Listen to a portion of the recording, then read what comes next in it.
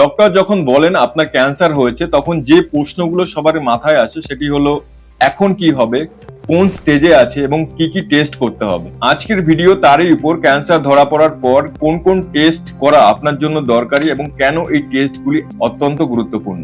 প্রথমে আসে blood test. এই ক্ষেত্রে কিছু রুটিন ব্লাড টেস্ট করা হয়, যেমন complete blood count, liver function test, kidney function test, electrolyte এবং ব্লাড সুগার।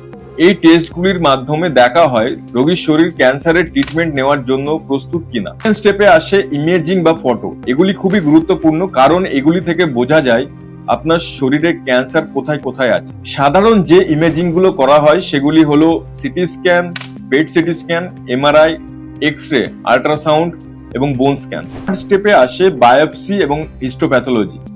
এই পরীক্ষাটি ক্যান্সার ডায়াগনোসিসের ক্ষেত্রে অত্যন্ত গুরুত্বপূর্ণ একটি টেস্ট।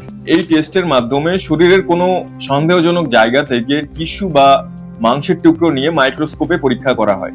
এই টেস্টের মাধ্যমে জানা যায় ক্যান্সার কোন ধরনের, কতটা অ্যাগ্রেসিভ এবং কোন ট্রিটমেন্ট ভালো কাজ করবে। পরের স্টেপে আসে ফিটনেস টেস্ট বা বিফোর ট্রিটমেন্টের জন্য টেস্ট বা ট্রিটমেন্টের আগের টেস্ট। এই টেস্টগুলির মাধ্যমে দেখা হয় রোগীর শরীর ক্যান্সার ট্রিটমেন্টের জন্য কতটা ফিট। এগুলির মধ্যে যে টেস্টগুলি করা হয় সেটি হলো ইসিজি, ইকোকার্ডিওগ্রাফি এবং পালমোনারি ফাংশন টেস্ট। একটা কথা মনে রাখা দরকার, সব রোগীর ক্ষেত্রে সব ধরনের টেস্ট লাগে না। এটি ডিপেন্ড করে ক্যান্সারের ধরন, স্টেজ এবং রোগীর কন্ডিশনের উপরে। গুগল দেখে ভয় না পেয়ে নিজের অনকোলজিস্টের পরামর্শ